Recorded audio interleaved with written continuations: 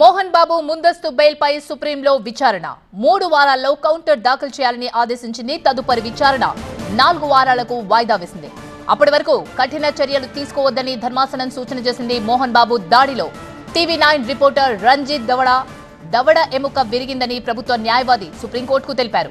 అయితే మోహన్ బాబు తరపున ముకుల్ రోహత్గి వాదనలు వినిపించారు. జర్నలిస్ట్ కు మోహన్ బాబు క్షమాపణ చెప్పారు.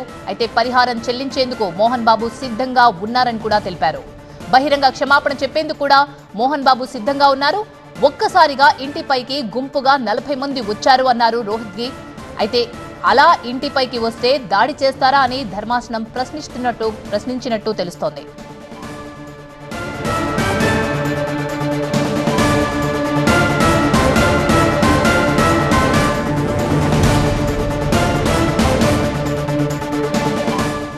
మోహన్ బాబు ముందస్తు బెయిల్ పై సుప్రీంకోర్టులో విచారణ జరుగుతోంది. ఓఎస్ఎస్ ఫర్టిలిటీలో సైన్స్ ఇంకా ఓఎస్ఎస్ హెల్ప్ తో ఎందరి కలలు నిజమయ్యాయి. In the good hands of science. Mummy daddy అవ్వాలంటే ఓఎస్ఎస్ కి కాల్ చేయండి. జరిగింది 3 వారాల్లో దీనిపై కౌంటర్ దాఖలు చేయాలని మోహన్ బాబుకు ఆదేశించింది కోర్టు.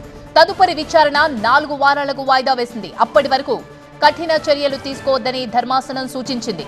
మోహన్ బాబు దాడిలో టీవీ9 రిపోర్టర్ రంజిత్ దవడ ఎముక విరిగిందని ప్రభుత్వ న్యాయవాది సుప్రీంకోర్టుకు తెలిపారు. మోహన్ బాబు తరపున ముకుల్ రోహత్గి వాదనలు వినిపించారు. అసోసియేట్ ఎడిటర్ మహాత్మా దీనిపై మరింత డీటెయిల్ గా అందిస్తారు. మోహన్ బాబు ముందస్తు బెయిల్ పై సుప్రీంకోర్టులో విచారణ ఎలా జరిగింది మహాత్మా?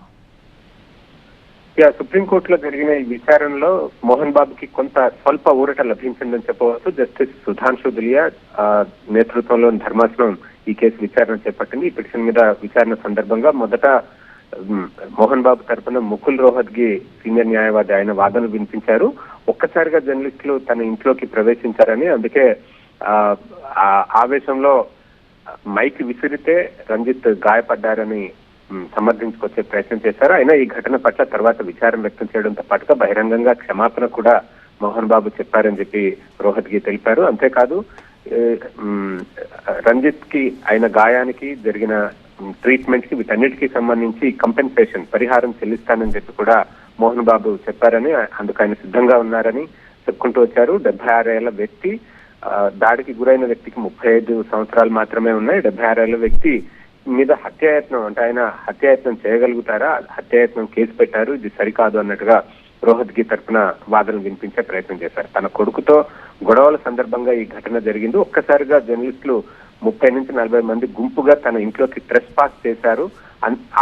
ఈ ఇష్యూలో ఆవేశంలో జరిగిన ఇన్సిడెంట్ తప్ప ఇదేమీ ఉద్దేశపూర్వకంగా చేసిన దాడి కాదు అన్నట్లుగా రోహత్గి సమర్థించుకొచ్చే ప్రయత్నం చేశారు. పదే కంపెన్సేషన్ చెల్లిస్తానంటూ ఆయన చెప్పుకుని వచ్చే ప్రయత్నం చేశారు. ఈ సందర్భంగా సుప్రీంకోర్టు ధర్మాసనం కూడా ప్రశ్నించింది.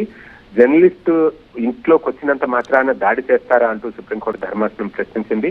అలాగే కంపెన్సేషన్ ఇస్తాను అని అంటున్నారు కాబట్టి మరి నష్టపరిహారం కావాలా, జైలుకు పంపాలని చెప్పి కూడా ధర్మాసనం ప్రశ్నించింది.